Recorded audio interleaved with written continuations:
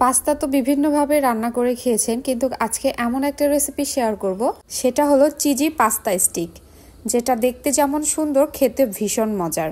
বলতে পারেন একদম ইউনিক একটা রেসিপি।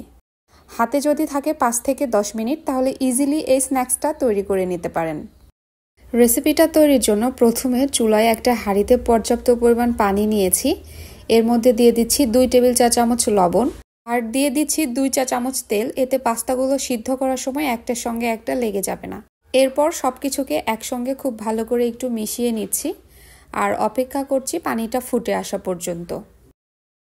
পানি যখন ফুটে আসবে তখন এর মধ্যে দিয়ে দিচ্ছি 1 কাপ পাস্তা। এই পাস্তাটা রান্নার জন্য এরকম লম্বা শেপের যে পাস্তাগুলো রয়েছে সেগুলোই নিতে হবে। এরপর পাস্তাগুলোকে একটু নেড়ে চেড়ে দিচ্ছি আর চুলার তাপ করে দিয়েছি মিডিয়াম ফ্লেমে। মিডিয়াম আঁচে পাস্তাগুলো সিদ্ধ করে নিতে সময় লাগতে পারে 15 থেকে 20 মিনিট। এভাবে ঢাকনা দিয়ে ঢেকে রাখছি। ফিরে আসলাম 15 মিনিট পর। এই পর্যায়ে পাস্তাটা প্রায় 90% সিদ্ধ হয়ে গিয়েছে। পাস্তাগুলো কিন্তু এর থেকে বেশি আর রান্না করা যাবে না। আমার এই পাস্তাগুলো সিদ্ধ হয়ে গিয়েছে। এবার চুলাটা আমি অফ করে দিচ্ছি। এরপর পাস্তাগুলো আমি গরম পানি থেকে তুলে নিচ্ছি আর পর্যাপ্ত পরিমাণ ঠান্ডা পানি দিয়ে পাস্তাগুলো আমি খুব সুন্দরভাবে ধুয়ে নিব। ঠান্ডা পানি দিয়ে পাস্তাগুলো ধুয়ে নেওয়ার পর দেখতেই পাচ্ছেন পাস্তাতে কোনো স্টিকি ভাব নেই। এরপর এখানে আমি বড় সাইজের টুথপিকগুলো নিয়েছি। এবার এক এক করে পাস্তাগুলো টুথপিকের মধ্যে সুন্দরভাবে গেঁথে নিচ্ছি। ঠিক এইরকম হয়েছে। এভাবে সবগুলো স্টিক আমি পাস্তা দিয়ে একদম সুন্দরভাবে ফিল আপ করে নিব। এরপর একে একে পাস্তা স্টিকগুলো আমি একটা প্লেটের উপর নিয়ে নিচ্ছি। এখানে নিয়েছি একটা বাটিতে টমেটো সস। এবার এই সসগুলো পাস্তার উপর খুব ভালোভাবে ব্রাশ করে দিচ্ছি।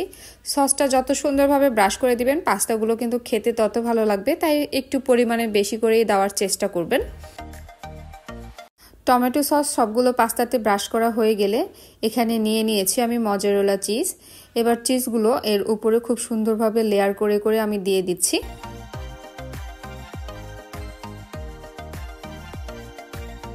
তারপর দিয়ে দিচ্ছি এখানে চিকেন সসেস। আমি কিছু চিকেন সসেস এভাবে কাট করে নিয়েছি আর এর উপরে একটু ডেকোরেট করে দিচ্ছি। আপনাদের হাতের কাছে যদি না থাকে তাহলে এটা টোটালি বাদ দিতে পারেন।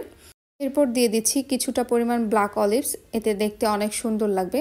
তারপর দিয়ে দিচ্ছি চিলি ফ্লেক্স আর সবশেষে দিয়ে দিচ্ছি অরিগানো। অরিগানোটা হাতের মধ্যে নিয়ে একটু ম্যাশ করে তারপর ছড়িয়ে দিচ্ছি, তাহলে ফ্লেভারটা অনেক ভালো আসবে।